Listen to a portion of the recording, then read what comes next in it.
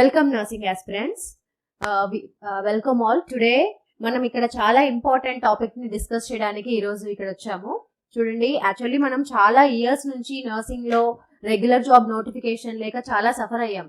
ఇప్పుడు తెలంగాణ సపరేషన్ అనేది జరిగిన తర్వాత మనకి ఒకేసారి చాలా పెద్ద క్వాంటిటీలో పెద్ద నంబర్ లో మనకి స్టాఫ్ నర్స్ నోటిఫికేషన్ రిలీజ్ అవ్వడం అనేది మనం చాలా ఇయర్స్ నుంచి వెయిట్ చేసిన ఒక డ్రీమ్ లాంటి ఒక ఛాన్స్.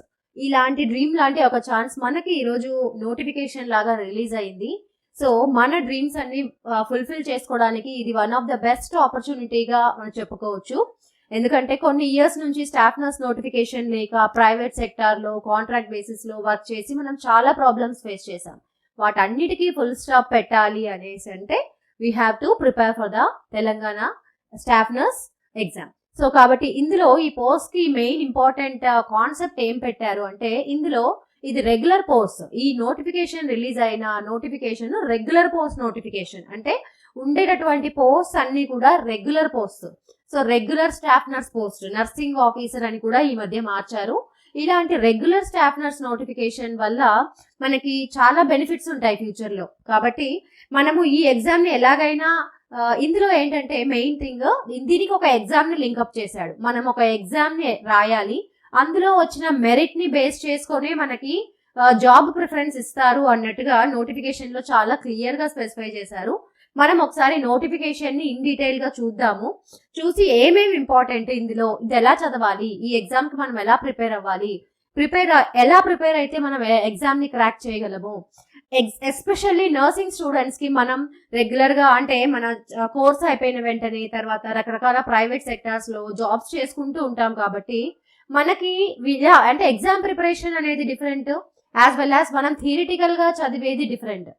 ఇది డిఫరెంట్ అంటే నథింగ్ బట్ మనం రాయబోయే ఎగ్జామ్ ప్రిపరేషన్, నథింగ్ బట్ మన ఆబ్జెక్టివ్ టైప్ క్వశ్చన్స్ ఇలా మనం ఎక్కడ రాయం కదా నర్సింగ్ లో. కాబట్టి ఇది డిఫరెంట్ గా ఉంటుంది.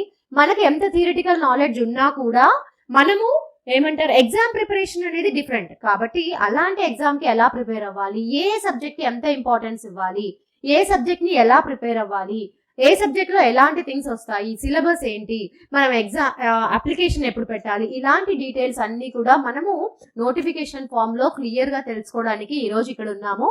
దీన్ని మనం ఒక పాజిటివ్ స్టార్ట్ చేసుకొని మీరు నోటిఫికేషన్ అంతా క్లియర్ గా చదవండి. చూసి నథింగ్ బట్ నోటిఫికేషన్ లో డేట్స్ అన్ని కూడా ఇంపార్టెంట్ డేట్స్ అన్ని కూడా మీరు ఒక చోట లిస్ట్ అవుట్ చేసుకోండి. అండ్ ఇంపార్టెంట్ పాయింట్స్ అన్ని కూడా మనం ఈ రోజు ఇన్ డీటెయిల్ గా డిస్కస్ చేసుకుందాము. సో మీరు వీడియోని ఫస్ట్ నుంచి లాస్ట్ వరకు స్కిప్ చేయకుండా చూస్తే మీకు ఈ నోటిఫికేషన్ గురించి, ఈ ఎగ్జామ్ కి ఎలా ప్రిపేర్ అవ్వాలి అనే దాని గురించి క్లియర్ ఐడియా వస్తుంది. దాన్ని బట్టి మీరు మీ ప్రిపరేషన్ ని స్టార్ట్ చేసుకోవచ్చు. అండ్ ఎగ్జామ్ ఆల్రెడీ నోటిఫికేషన్ వచ్చింది కదా, ప్రిపరేషన్ కి టైం లేదు అని గాబరా పడాల్సిన అవసరం ఏమీ లేదు. So we have got enough time. అంటే 2 months 3 months వరకు, దాదాపు 2 months 2.5 months వరకు మనకు 60 to 70 days టైం, మనకు చాలా టైం ఉంది.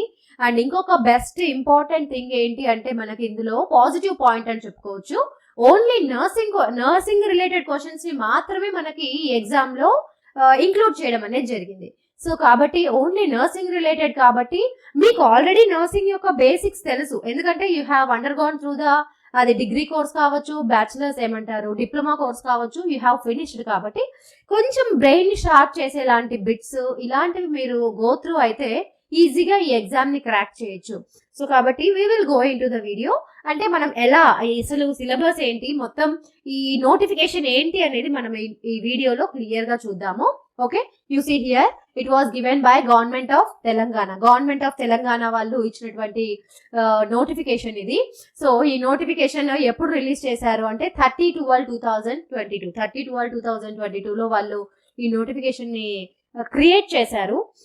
And next one you see applications are invited for qualified persons, only qualified persons అంటే who have finished their degree and who have this certificates in hand. అంటే just course అయిపోయింది, certificates లేవు అలా కాకుండా full fledged certificates, registration certificates అన్ని complete గా ఉండేటటువంటి qualified persons మాత్రమే అప్లై చేయాలి అన్నట్టుగా ఇందులో ఉంది. And next thing, online application will be enabled from. So online application ఎప్పటి నుంచి చేసుకోవచ్చు అనేసి అంటే you see here 10:30 AM from 25th January 10:30 AM నుంచి మనము ఆన్లైన్ అప్లికేషన్స్ చేసుకోవచ్చు ఈ నోటిఫికేషన్ కి. అండ్ లాస్ట్ డేట్ మనకు ప్రతి అప్లికేషన్ లో మనం చూసుకోవాల్సింది సబ్మిషన్ టైమ్, అంటే అప్లికేషన్ సబ్మిషన్ టైం నుంచి closing of application. So last date ఎప్పుడు for submission of online application అంటే 5 PM on 15th సెకండ్ అంటే నథింగ్ బట్ ఫిబ్రవరి 15th వరకు కూడా మనకు టైం ఇచ్చారు. 25th January నుంచి February 15th వరకు దాదాపు 20 days మనకు అప్లికేషన్ టైం ఇచ్చారు. Okay, and next one, the details of the project, post, vacancies, age, eligibility and pay of scale are given below. You see here, ఇక్కడ మనకి ఇందులో చూడండి క్లియర్ గా ఈ టేబుల్లో మొత్తం ఎన్ని పోస్ట్ ఎక్కడెక్కడ ఉన్నాయి, అంటే ఏ కేడర్ కింద ఎన్ని పోస్టులు ఉన్నాయి.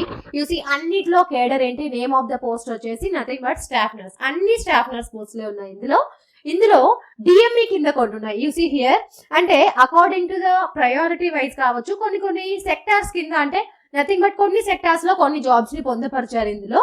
UC here, directorate of medical education, nothing but DME అంటాం. Directorate of medical education DME కింద మనకు ఎన్ని పోస్ట్ ఉన్నాయి, 3823 పోస్ట్ ఉన్నాయి. దాదాపు ఇందులో మొత్తం ఎన్ని 70% ఆఫ్ ద పోస్ట్ మనకి డిఎంఈ కిందే ఉన్నాయి. డిఎంఈ అనేది హైయెస్ట్ కేడర్ అన్నమాట, అంటే నథింగ్ బట్ మెడికల్ ఎడ్యుకేషన్ కి హైయెస్ట్ కేడర్ డిఎంఈ. ఈ డిఎంఈలో మనకి ఎన్ని పోస్ట్ ఉన్నాయి, 3823. దాదాపు 4000 పోస్టులు డిఎంఈ కింద మాత్రమే ఉన్నాయి. And next one, staff nurse, Telangana వైద్య విధాన పరిషత్ లో ఎన్ని పోస్టులు ఉన్నాయి, 757 పోస్ట్ ఉన్నాయి. Next one, MNJ institute of oncology అంటే నథింగ్ బట్ క్యాన్సర్ హాస్పిటల్ ఉంది కదా, అండ్ రీజనల్ క్యాన్సర్ సెంటర్, ఇక్కడ వచ్చేసి 81 పోస్ట్ ఉన్నాయి క్యాన్సర్ హాస్పిటల్లో. And next one, staff nurse, department of disabled and senior welfare, nothing but ఈ ఫిజికల్లీ హ్యాండిక్యాప్డ్ వాళ్ళు ఉంటారు కదా, అలాంటి హాస్పిటల్ వాళ్ళ వెల్ఫేర్ దాంట్లో ఎన్ని పోస్ట్ ఉన్నాయి, 8 పోస్ట్ ఉన్నాయి. And next one, Telangana minorities residential educational institutions, minorities educational institutions ఉన్నాయి కదా, మైనారిటీ ఎడ్యుకేషనల్ ఇన్స్టిట్యూషన్స్, వాటిల్లో స్టాఫ్ నర్స్ పోస్ట్ ని క్రియేట్ చేశారు. అవి ఎన్ని ఉన్నాయి చూడండి, 127 పోస్ట్ ఉన్నాయి. ఓకేనా. And next one, Mahatma Jyotiba Phule Telangana backward classes welfare, so BC welfare residential education institutions లో ఎన్ని పోస్ట్ ఉన్నాయి, 197 పోస్ట్ ఉన్నాయి. దాదాపు బ్యాక్వర్డ్ క్లాస్ స్కూల్స్ లో ఎన్ని ఉన్నాయి, 197 పోస్ట్ ఉన్నాయి. And next one, Telangana tribal welfare residential institution, nothing but Telangana tribal welfare residential education institutions లో ఎన్ని ఉన్నాయి, గురుకులం, నథింగ్ బట్ గురుకులం స్కూల్స్ లో ఎన్ని ఉన్నాయి, 74 పోస్ట్ ఉన్నాయి. And Telangana social welfare residential education institution సొసైటీలో ఇక్కడ 124 పోస్ట్ ఉన్నాయి. And next one, Telangana residential education institution, nothing but residential schools లో వచ్చేసి 13 పోస్ట్ ఉన్నాయి. ఇలా మనకి టోటల్ గా కలిపితే మొత్తం ఎన్ని పోస్ట్ ఉన్నాయి, ఇక్కడ 5204 పోస్ట్ ఉన్నాయి. మొత్తం కేవలం స్టాఫ్ నర్స్ పోస్టులు మాత్రమే ఎన్ని ఉన్నాయి, 5200 పోస్ట్ ఉన్నాయి. మనకు జనరల్ గా నోటిఫికేషన్స్ రిలీజ్ చేసినప్పుడు పారామెడికల్ పోస్ట్ అని చెప్పేసి రిలీజ్ చేస్తాడు. పారామెడికల్ పోస్ట్ అని అంటే మిగతా నోటిఫికేషన్స్ లో పారామెడికల్ పోస్ట్ అని రిలీజ్ చేసి పారామెడికల్ లో స్టాఫ్ నర్సెస్ ఇన్ని, ల్యాబ్ టెక్నీషియన్స్ ఇన్ని, అన్నిట్లో మనకు ఒక 100 పోస్ట్ ఉంటే 100లో 60% 70 పోస్ట్ స్టాఫ్ నర్స్ పోస్ట్ చేసి మిగతావి డిఫరెంట్ కేటగిరీస్ అని ఒక నంబర్ ఇస్తారు. కానీ మన లక్కీ ఛాన్స్ ఏంటి అంటే మనకు కేవలం స్టాఫ్ నర్స్ పోస్ట్ మాత్రమే 5204 పోస్ట్ ఉన్నాయి. అందులో కూడా మనం బాగా ఇందాక చెప్పుకున్నటువంటి టేబుల్ ని ఒకసారి వెరిఫై చేసుకుంటే ఇక్కడ చూడండి, టోటల్ గా మనకి first only DME staff nurse గా మనం వర్క్ చేసేటటువంటి హాస్పిటల్ సైడ్ వర్క్ చేసేటటువంటి సెక్టార్ లో 3800 పోస్ట్ ఉన్నాయి. దాదాపు 400 పోస్ట్ ఉన్నాయి. మిగతా పోస్ట్ అన్ని కూడా చాలా వరకు ఎడ్యుకేషనల్ ఇన్స్టిట్యూషన్స్ లో ఉన్నాయి. అంటే స్కూల్ హెల్త్ నర్స్ గా వర్క్ చేసేటటువంటి ఛాన్స్. ఇంకొకటి దీని గురించి నేను స్ట్రెస్ చేసి చెప్పేది ఏంటి అంటే, స్కూల్ హెల్త్ నర్స్ గా వర్క్ చేసేటటువంటి ఆపర్చునిటీ ఇది వరకు ఎప్పుడు మనకి ఇన్ని పోస్ట్ ఎప్పుడు రిలీజ్ అవ్వలేదు. కాబట్టి ఇది one of the best chance. కాబట్టి ఇది మనం బాగా ప్రిపేర్ అయ్యి కనుక ఎగ్జామ్ ని పర్ఫెక్ట్ గా క్రాక్ చేసినట్టయితే ఈ జాబ్ ని తెచ్చుకోవడం చాలా ఈజీ అవుతుంది. కాబట్టి మీరు ఈ టైం ని, అంటే ఈ ఉన్న 2 months టైం ని బాగా ప్లాన్ చేసుకొని కరెక్ట్ గా యూటిలైజ్ చేసుకొని కనుక చదివితే ఈ ఎగ్జామ్ ని క్రాక్ చేయొచ్చు, మీరు జాబ్స్ ని ఈజీగా తెచ్చుకోవచ్చు. దానికి నేను నా క్లాసెస్ లో మీకు కొన్ని టిప్స్ చెప్తూ ఉంటాను, ఎగ్జామ్ ఎలా క్రాక్ చేయాలి, నా ఎక్స్పీరియన్సెస్ చెప్తూ ఉంటాను, అండ్ హౌ టు ఆ సబ్జెక్ట్ ఎలా చదవాలి. ఒక్కొక్క సబ్జెక్ట్ చదవడానికి ఒక్కొక్క స్కిల్ ఉంటుంది అండ్ ఒక్కొక్క టెక్నిక్ ఉంటుంది. అలాంటి టెక్నిక్స్ అన్ని కూడా నేను నా వీడియోస్ లో మీకు నేర్పిస్తూ ఉంటాను. You go through all of them. Okay, and we will move on to the next one. Selection procedure అన్నారు చూడండి. సెలెక్షన్ ప్రొసీజర్ లో యూసీ హియర్ మనకి ఎస్పెషల్లీ సెలెక్షన్ ప్రొసీజర్ లో వీళ్ళు ఏం చెప్తున్నారంటే టోటల్ గా applicants will be selected on 100 points. మనకి మొత్తము ఎన్ని పాయింట్స్ కావాలి? 100 పాయింట్స్ కావాలి. ఈ 100 పాయింట్స్ లో కూడా మనకి ఎన్ని కావాలి పాయింట్స్? ఇక్కడ చూడండి, మన క్లియర్ గా మనం ఈ పాయింట్ చాలా క్లియర్ గా డిస్కస్ చేసుకుందాము. So applicants will be based on total గా మనకి ఎన్ని పాయింట్స్ కావాలి? 100 పాయింట్స్ కావాలి. ఈ 100 పాయింట్స్ లో కూడా a maximum of 80 points for percentage of marks obtained in written examination. అంటే మనం ఎగ్జామినేషన్ ని మనం కండక్ట్ చేస్తాం కదా, ఈ రిమైనింగ్ 80% అంతా కూడా మనం ఎగ్జామ్ లో కండక్ట్ చేసేటటువంటి వచ్చే మన మార్క్స్ ని బేస్ చేసుకునే ఉంటుంది.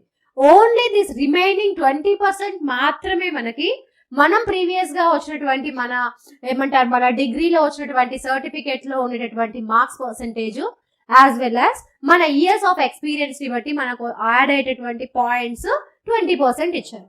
సో టోటల్ గా మనం ఎగ్జామ్ ని క్రాక్ చేయాలి, మనం ఈ జాబ్ తెచ్చుకోవాలి అంటే కంప్లీట్ గా ఉండే only one and only way ఏంటి అంటే we have to get prepared for the exam and we have to right the exam. ఇక్కడ చూడండి క్లియర్ గా మెన్షన్ చేశారు, maximum of 80 points. 80 points ki nothing but of percentage of marks obtained in written examination. So written examination will be of 80 marks. So written examination ఎన్ని marks ఉండబోతుంది? 80 marks ఉండబోతుంది. Comprising of which questions? Multiple choice questions. So maximum of 20 points will be awarded for service in the state government or hospitals or institutions. ఇంకా మిగతా 20% మాత్రమే మన percentage మన ఏమంటాము మన ప్రీవియస్ ఎక్స్పీరియన్స్ మన వాటిని బట్టి బేస్ చేసుకొని వస్తుంది అని చెప్తున్నారు. ఆ 20 పాయింట్స్ లో కూడా 2.5 points for 6 months of service. అంటే 6 months of service in the tribal areas. ఒకవేళ మనం వర్క్ చేసినటువంటి సర్వీస్ ట్రైబల్ ఏరియాస్ లో ఉందనుకోండి, మనకి 6 months కి ఎన్ని పాయింట్స్ యాడ్ అవుతాయి? 2.5 మార్క్స్ యాడ్ అవుతాయి.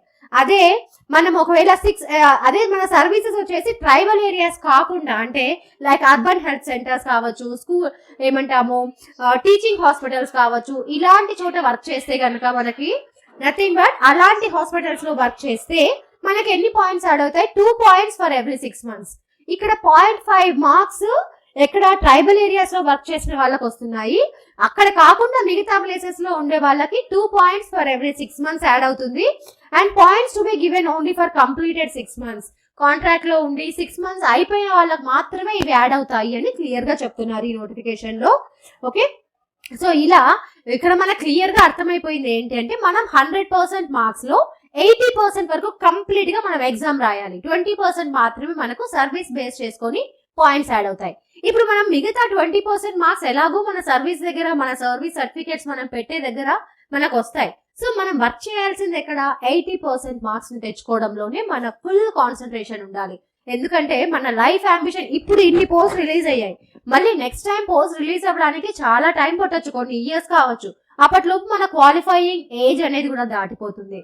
కాబట్టి మీరు విషయం ఏంటి అనేది క్లియర్ గా అర్థం అవ్వాలి స్టూడెంట్స్ కి అనే ఒక హోప్ తోటి నేను ఈ విషయం మీతో క్లియర్ గా డిస్కస్ చేస్తున్నాను.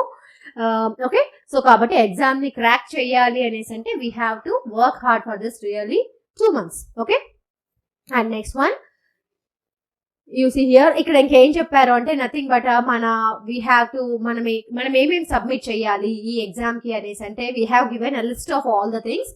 సో సెక్షన్ 5 లో అన్ని అంటే నథింగ్ బట్ యూసీ మనకు సెక్షన్ ఫస్ట్ పార్ట్ 1 లో మనము డిస్కస్ చేసుకున్నాం నోటిఫికేషన్ అప్లికేషన్ డేట్ ఏంటి అండ్ ఫినిషింగ్ డేట్ ఏంటి అని. సెక్షన్ 2 లో మనం ఏం డివైడ్ చేసుకున్నాం, మనం డిస్కస్ చేసుకున్నది number of post at 1 places అన్నట్టు. సెక్షన్ 3 లో మనము నథింగ్ బట్ మనకి సర్టిఫికేట్స్, మన సర్టిఫికేట్స్ కి మన ఎక్స్పీరియన్స్ కి మనం ఎన్ని మార్క్స్ కి ఎగ్జామ్ రాస్తామనేది తెలుసుకున్నాం కదా. సో ఇందులో 4th లో merit list will be displayed on the board's website. So మనం రాసిన ఎగ్జామ్ అయిపోయిన తర్వాత ఎగ్జామ్ డేట్ ఎప్పుడు అని అంటే ఎగ్జామ్ డేట్ తెలంగాణ వాళ్ళ నోటిఫికేషన్ రిలీజ్ అయినటువంటి అదే వెబ్సైట్ లో మళ్ళీ వాళ్ళు నోటిఫై చేస్తాము అని చెప్పారు. Okay, before applying for the post online applicants are requested to keep the soft copy of the following documents. మనం అప్లై చేయడానికి ముందే ఇవన్నీ కూడా సాఫ్ట్ కాపీస్ లాగా ప్రిపేర్ చేసుకొని పెట్టుకోవాలి. ఓకేనా? సో యూ సీ హియర్ అంటే అకార్డింగ్ టు ద ఇక్కడ వీళ్ళు అంతా లిస్ట్ ఇచ్చారు. మీరు అప్లికేషన్ చేసుకునే ముందే ఒకసారి ఈ లిస్ట్ అంతా వెరిఫై చేసుకొని మీ దగ్గర ఏ సర్టిఫికేట్స్ అప్లికబుల్ గా ఉంటే ఆ సర్టిఫికేట్స్ అన్ని కూడా మీరు సెట్ చేసుకోండి. Okay, next one, applicant who possess requisite qualification should apply online after satisfying themselves. వీళ్ళు ఏం చెప్తున్నారంటే మనం ఈ జాబ్ కు అప్లై చేయడానికి కావాల్సిన అన్ని మొత్తం అంటే అన్ని క్వాలిఫిటీస్ మన దగ్గర ఉండి అన్ని సర్టిఫికేట్స్ మనం అప్రూవ్ అవుతాము అన్నప్పుడే అప్లై చేయండి అన్నట్టుగా చెప్తున్నారు. And next one, educational qualification ఇచ్చారు చూడండి. ఎడ్యుకేషనల్ క్వాలిఫికేషన్ లో general nursing and midwifery or BSc nursing. So general nursing, BSc nursing or MSc nursing ఎవరైనా సరే నర్సింగ్ ఫినిష్ అయిపోయి సర్టిఫికేట్స్ రిజిస్ట్రేషన్ తో సహా ఫినిష్ అయిపోయిన వాళ్ళు ప్రతి ఒక్కరు కూడా ఈ జాబ్ కి అప్లై చేయొచ్చు అన్నట్టుగా చెప్పారు. Further, the applicant should register with Telangana State Nursing Council as on date of their application and should upload the certificate online. So certificate ని ఆన్లైన్ లో మాత్రమే చేయాలి కాబట్టి వాటన్నిటి వాళ్ళు ఇచ్చినటువంటి list of all the things ని మీరు సాఫ్ట్ కాపీస్ గా రెడీ పెట్టుకొని అప్లికేషన్ ని ఫినిష్ చేయండి. ఓకేనా?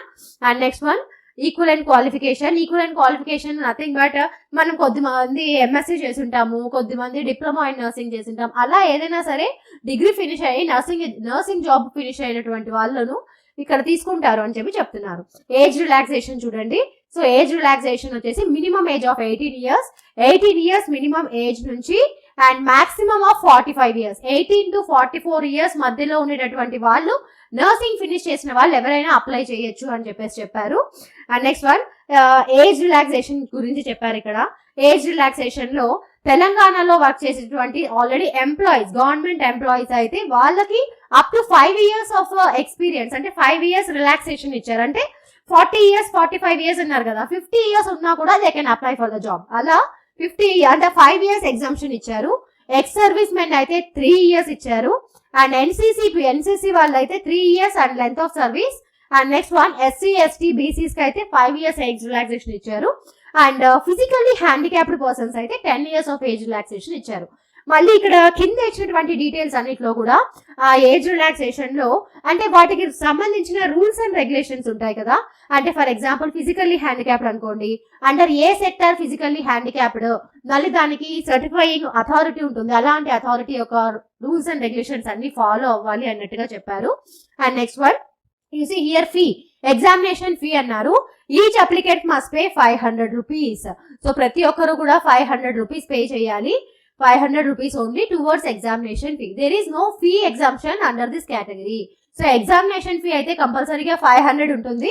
ఆ ఎగ్జామినేషన్ ఫీలో ఎగ్జామ్షన్ ఎవరికీ లేదు. ప్రతి ఒక్కరు 500 రూపీస్ అయితే ఎగ్జామ్ ఫీ పే చేయాలి అన్నట్టుగా ఇక్కడ మెన్షన్ చేశారు.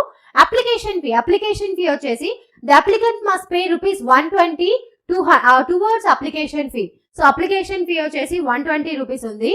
However, the following categories of applicants are exempted. వీళ్ళని ఎగ్జామ్ చేశాము అని చెప్పారు.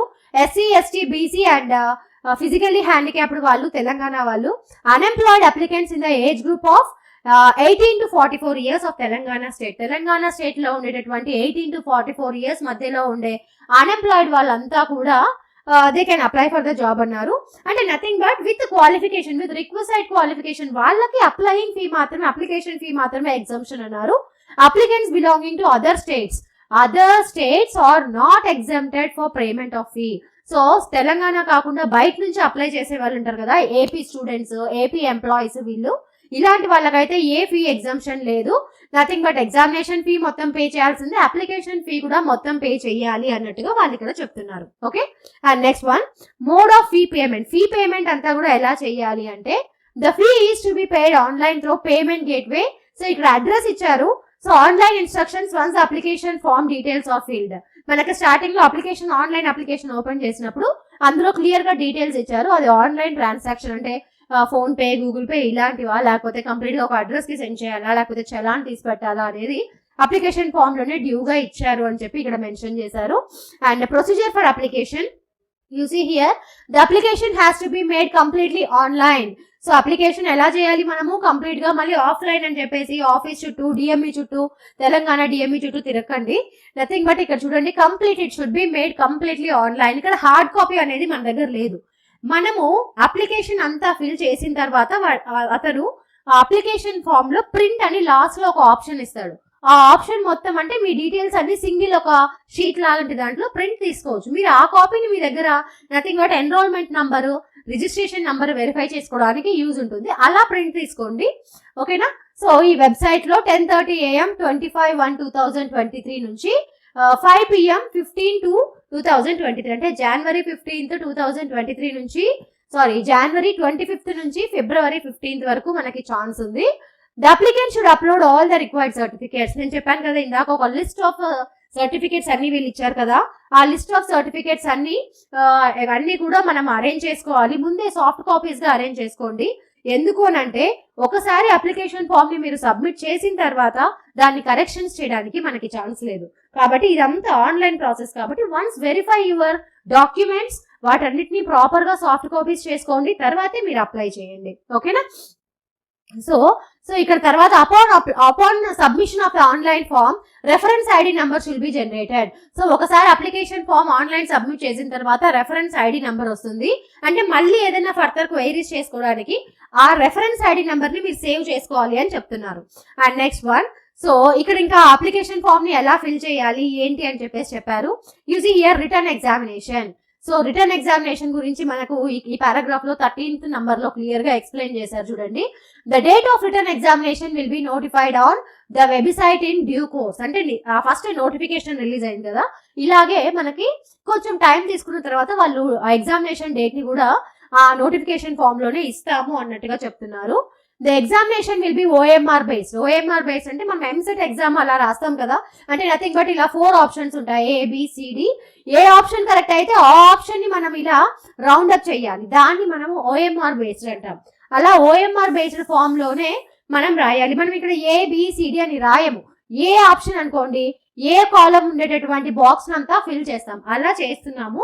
ఆ పేపర్ అయితే అలా ఉంటుంది, OMR బేస్డ్ ఉంటుంది. Having how many multiple choice questions? You see here 80 multiple choice questions ఉంటాయి ఇందులో. And each one carries 1 mark. ఒక్కొక్క దానికి ఒక్కొక్క మార్క్ ఉంటుంది. The syllabus of the examination is given in Annexure 5. నేను మీకు సిలబస్ అంతా క్లియర్ గా ఎక్స్ప్లెయిన్ చేస్తాను. So the examination will be held in English. English లోనే రాయాలి exam. The applicants have to download the hall tickets online. So applicants అన్ని hall tickets download చేసుకోవాలి. So exam centres వచ్చేసి Hyderabad, Warangal, Khammam and Nizamabad. So 4 places తెలంగాణలోని రకరకాల 4 places Hyderabad, Warangal, Khammam and Nizamabad లోనే exam అనేది జరుగుతుంది అనే విషయం వాళ్ళు ఇక్కడ క్లియర్ గా ఎక్స్ప్లెయిన్ చేశారు. ఓకే, ఈ జనరల్ ప్రొవిజన్స్ అన్ని కూడా according to the rules and regulations అన్నమాట. అంటే ఫర్ ఎగ్జాంపుల్ ఫిజికల్లీ హ్యాండిక్యాప్డ్ అయితే ఏంటి, బ్లైండ్నెస్ అంటే నథింగ్ బట్ అలాంటి వాళ్ళకి ఉండాల్సిన rules and regulations, reservation, local reservation ఏంటి, నాన్ లోకల్ రిజర్వేషన్ ఏంటి, ఎంతవరకు అంటే లోకల్ రిజర్వేషన్ అయితే ఏ సర్టిఫికేట్ సబ్మిట్ చేయాలి, ఎవరిని ఎంతవరకు లోకల్ గా కన్సిడర్ చేస్తారు, ఎంతవరకు నాన్ లోకల్ గా కన్సిడర్ చేస్తారు, కమ్యూనిటీ సర్టిఫికేట్ లో ఉండేటటువంటి డిఫరెన్సెస్ ఏంటి, లోకల్ రిజర్వేషన్ కి చూడండి, లోకల్ రిజర్వేషన్ కి 95% ఈజ్ అప్లికబుల్. అంటే ఉండేటటువంటి పోస్టులలో 5000 పోస్టులలో 5200 పోస్టులో 95% వరకు కూడా మనకి లోకల్ రిజర్వేషన్ ఉంది, తెలంగాణ రిజర్వేషన్. మిగతా 5% మాత్రమే జనరల్ అంటే అన్రిజర్వ్డ్ సీట్స్ లాగా వదిలేస్తారనమాట, నాన్ లోకల్ రిజర్వేషన్ కిందకి వెళ్తాయి. ఓకేనా, ఇలా ఈ జోన్స్ వచ్చేసి మొత్తము ఈ జోన్స్ అన్నిట్లో కూడా ఈ 7 జోన్స్ లో కూడా మనకి జాబ్స్ అనేటివి రకరకాల హాస్పిటల్స్ లో, స్కూల్స్ లో, టీచింగ్ ప్లేసెస్ లో కూడా ఈ స్టాఫ్ నర్స్ పోస్ట్ అనేటివి ఉన్నాయి. సో డిపార్ట్మెంట్ ఎటువంటి కండిషన్స్ లో స్టాఫ్ నర్స్ పోస్ట్ నుంచి మనల్ని ఈ జాబ్ నుంచి డీబార్ చేయొచ్చు అని చెప్పారు. ఇక్కడ చూడండి రకరకాల యానెక్షర్స్ ఇచ్చారు.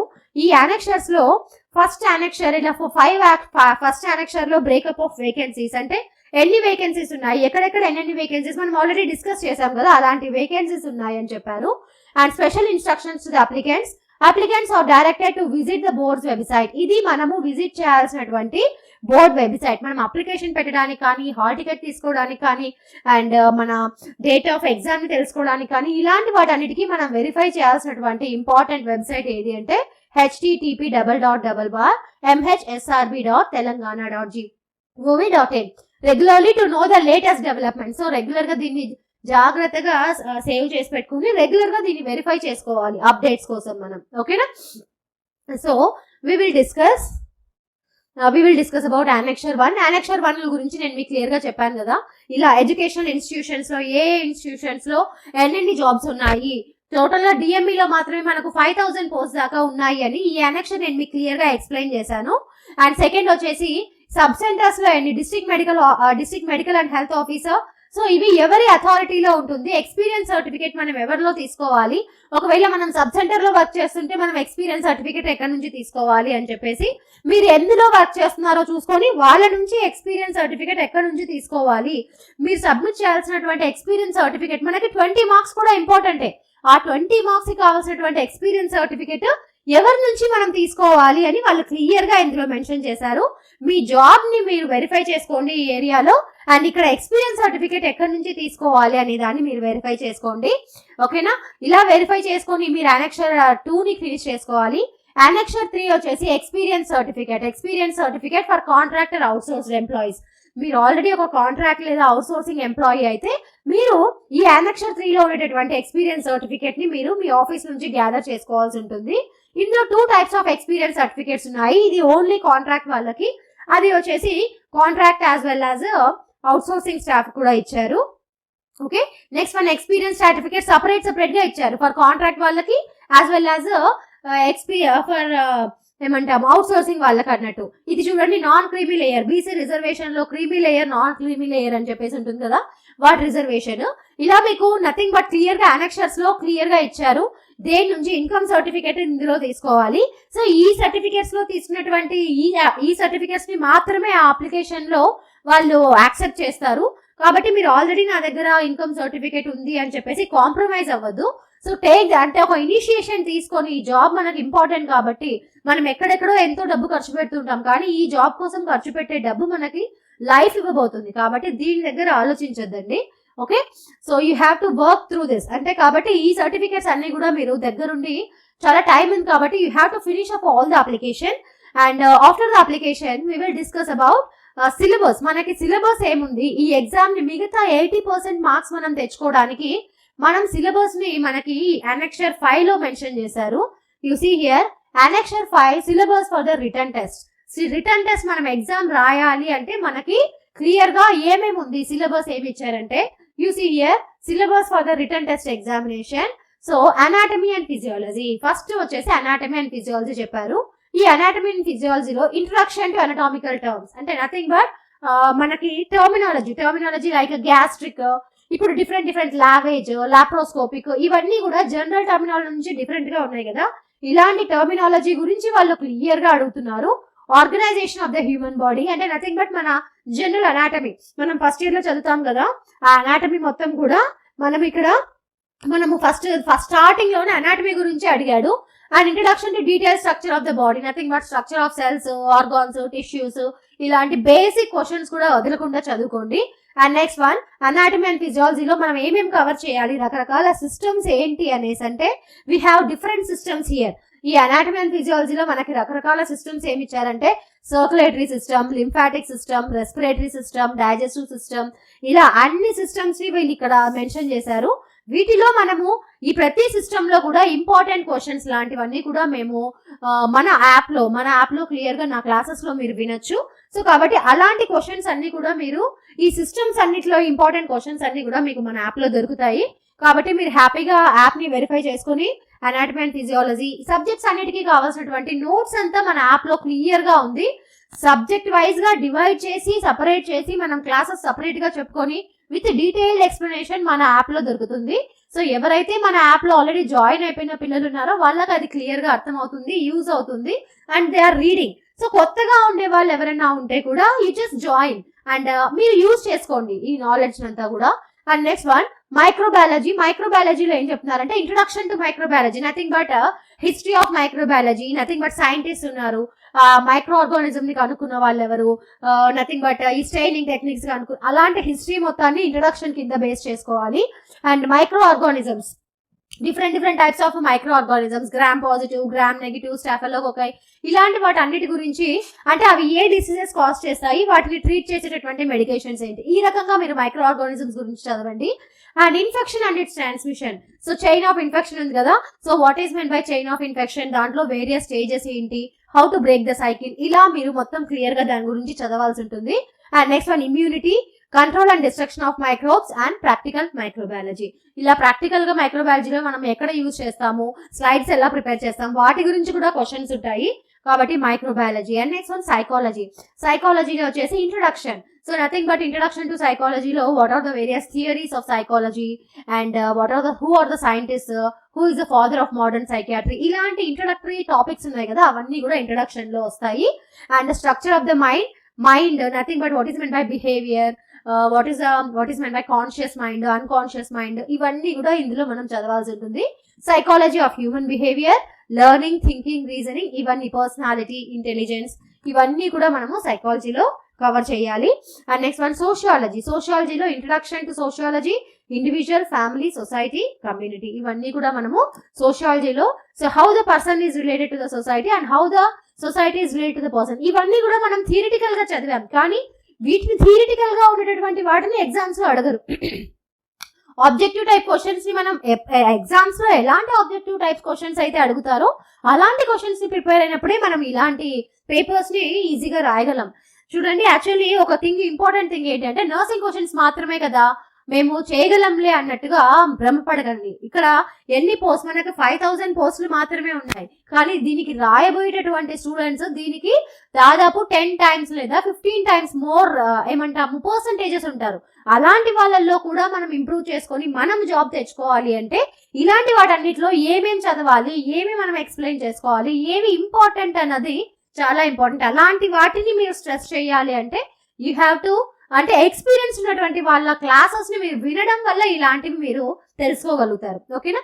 ఫండమెంటల్స్ ఆఫ్ నర్సింగ్ లో చూడండి, nursing care of the patient, introduction to nursing, nursing care of the patient, patient యొక్క కేర్ ఎలా ఉంటుంది, నర్సింగ్ కేర్ ఎలా ఉంటుంది, meeting the basic needs of the patient, assessment of the patient or the client, infection control, therapeutic nursing care plan and introduction to clinical pharmacology.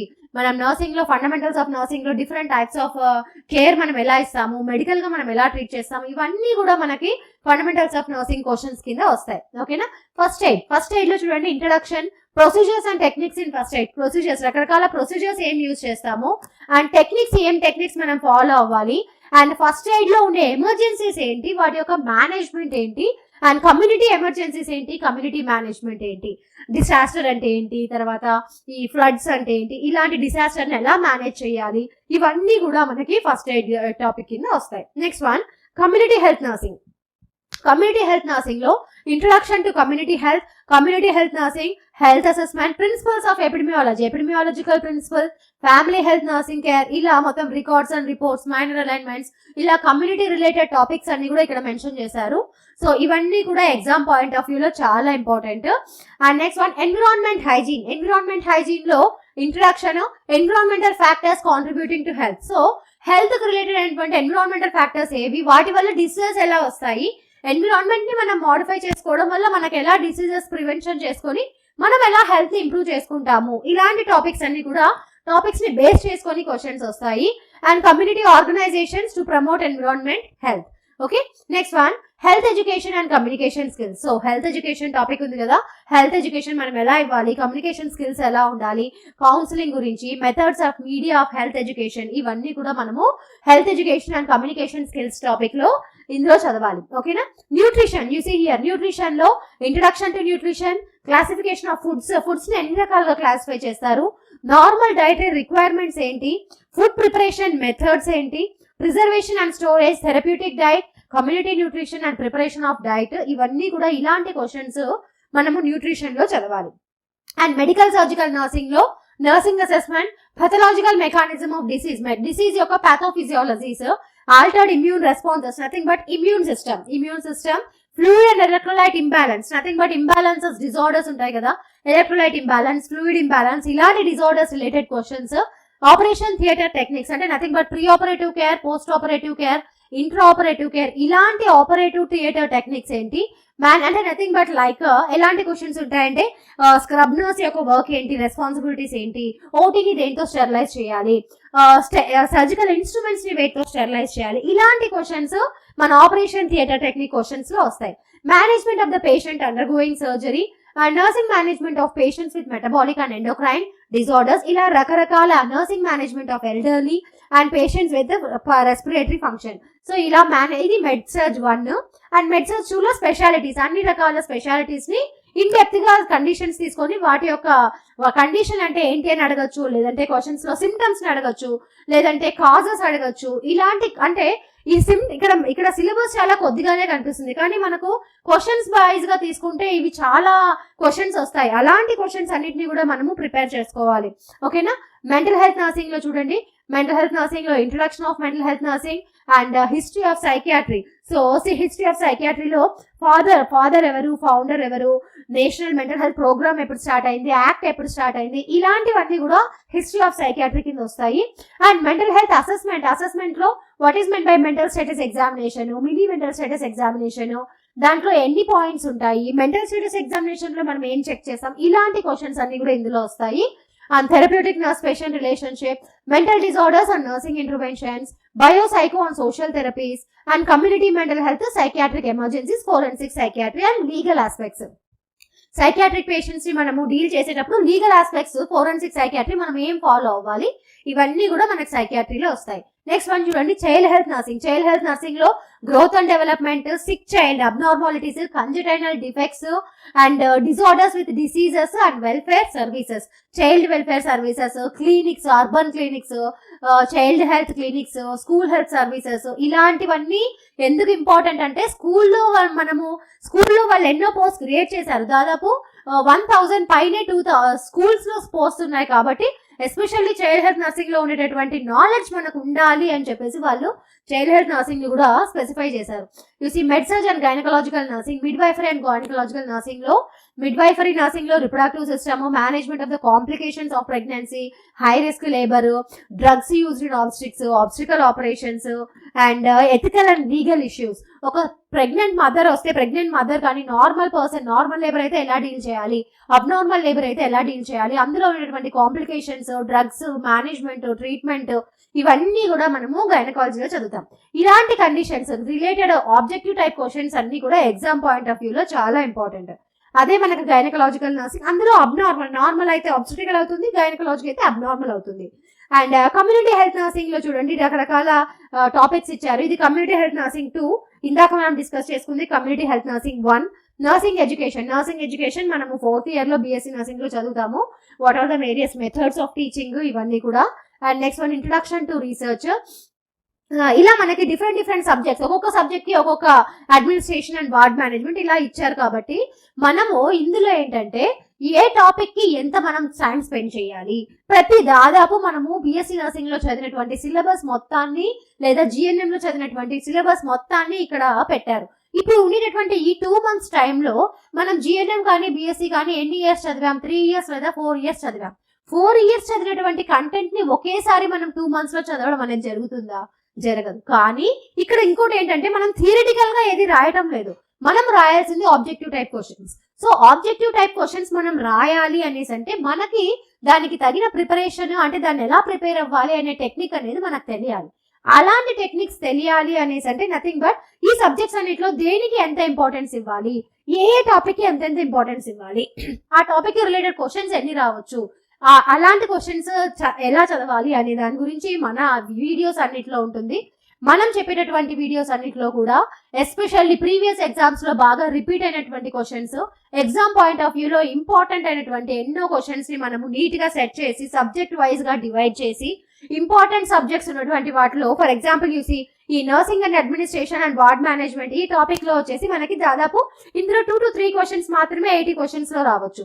వేరాస్ professional trends and adjustment ఇందులో కూడా 2 to 3% మనం consider చేసుకోవచ్చు. Introduction to research, ఈ research చాలా important. మనము ఎంతసేపు ఉన్న nursing అంటే fundamentals of nursing, med surg ఇవి రెండే ఫోకస్ చేస్తాం. కానీ అంటే ఇలా ఫోకస్ చేసే వాళ్ళు 40 marks 50 marks వరకు తెచ్చుకుంటారు. అది దాటి మనం ఎక్కువ మార్క్స్ తెచ్చుకోవాలి, మనకు జాబ్ రావాలి అంటే మనం ఇలాంటి సబ్జెక్ట్స్ మీద ఫోకస్ పెట్టాలి. అలాంటి సబ్జెక్టే రీసెర్చ్ లో మనము దాదాపు 6 to 10% క్వశ్చన్స్ మనము రీసెర్చ్ క్వశ్చన్ పేపర్ రీసెర్చ్ నుంచి చదవచ్చు. ఓకేనా. నర్సింగ్ ఎడ్యుకేషన్ నుంచి 1 or 2 marks 1 or 2 or 3 questions రావచ్చు. And next one community mental health nursing లో part 1 part 2 రెండు ఉన్నాయి కదా. టోటల్ మొత్తాన్ని కలిపి కమ్యూనిటీ కింద మనం బేస్ చేసుకుంటే 10 to 12% ఆఫ్ ద క్వశ్చన్స్ మనకి కమ్యూనిటీ నుంచి వస్తాయి. ఓకేనా. And next one gynaecological nursing and ఇది ఏముంది మిడ్ వైఫరీ అండ్ ఆబ్స్టెట్రిక్స్ నర్సింగ్ ఉంది కదా, దీన్ని కన్సిడర్ చేసుకుంటే మనకు 10 to 12% లేదా ఒక 15% వరకు మనకు మిడ్ వైఫరీలో నుంచి క్వశ్చన్స్ రావచ్చు. Okay, and next one child health nursing. Child health nursing లో 15 to 20% of the questions child health nursing నుంచి వస్తాయి. మనం ఎందుకు ఇలా ఎస్టిమేట్ చేస్తున్నామంటే నంబర్ ఆఫ్ క్వశ్చన్స్ స్కూల్స్ లో ఇంక్లూడ్ చేసుకున్నటువంటి పోస్ట్ ఎక్కువగా ఉన్నాయి కాబట్టి పిల్లల గురించి మనకు క్లియర్ నాలెడ్జ్ ఉండాలి, అలాంటి నాలెడ్జ్ పర్సన్స్ ని తీసుకోవాలి అనే ఒక ఒపీనియన్ తో చైల్డ్ హెల్త్ నర్సింగ్ నుంచి ఎక్కువ క్వశ్చన్స్ ఉండొచ్చు అనేది ఒక ఎస్టిమేషన్. కాబట్టి ఇందులో నుంచి ఒక 20% ఆఫ్ ద క్వశ్చన్స్ ని మనం ఎక్స్పెక్ట్ చేయొచ్చు. అండ్ మెంటల్ హెల్త్ నర్సింగ్ లో నుంచి ఒక 6 to 7% వరకు questions. And next one medical surgical nursing. This plays a major role. Actually medical surgical nursing నుంచి మనకు 30 to 40% ఆఫ్ ద క్వశ్చన్స్ ని మనము మెడికల్ సర్జికల్ నర్సింగ్ నుంచి తీసుకోవచ్చు.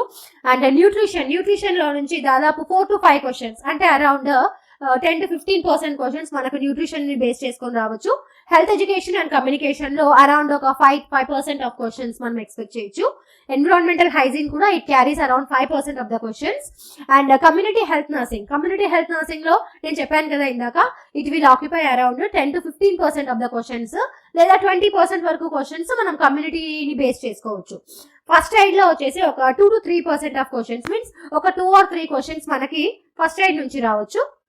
And next one fundamentals of nursing. ఒక 20% ఆఫ్ ద క్వశ్చన్స్ ని మనము fundamentals of nursing నుంచి ప్లాన్ చేసుకోవచ్చు.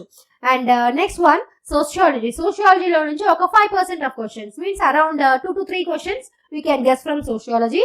And psychology also 5% of questions. And microbiology also we can plan for 5% of the questions. And this anatomy and physiology also we can plan for 6 to 7% of the questions. ఇలా మనం ఈ percentages ని base చేసుకొని important topics ని topic wise గా divide చేసుకొని వాటన్నిటినీ కూడా ప్రిస్క్రైబ్డ్ టైం లోపు మనం సిలబస్ ని ఫినిష్ చేసుకోవాలి. అది కూడా మనం ఊరికే టెక్స్ట్ బుక్ ముందు పెట్టుకొని పారాగ్రాఫ్స్ లాగా చదివితే మనం ఈ కాంపిటేటివ్ ఎగ్జామ్స్ ని nothing but objective type questions ని క్రాక్ చేయడం చాలా కష్టం. కాబట్టి మీకు వీలైనటువంటి టైంలో మీరు చదువుతూనే యాజ్ వెల్ యాజ్ ఆన్లైన్ లో కూడా ఏదైనా ఆప్షన్ ఉంటే మంచిగా హ్యాపీగా దాన్ని యూటిలైజ్ చేసుకుని మీరు అలా ప్రిపేర్ అయితే కనుక ఎగ్జామ్ ని క్రాక్ చేయడం ఇంకా ఈజీ అవుతుంది, మీకు హెల్ప్ అవుతుంది.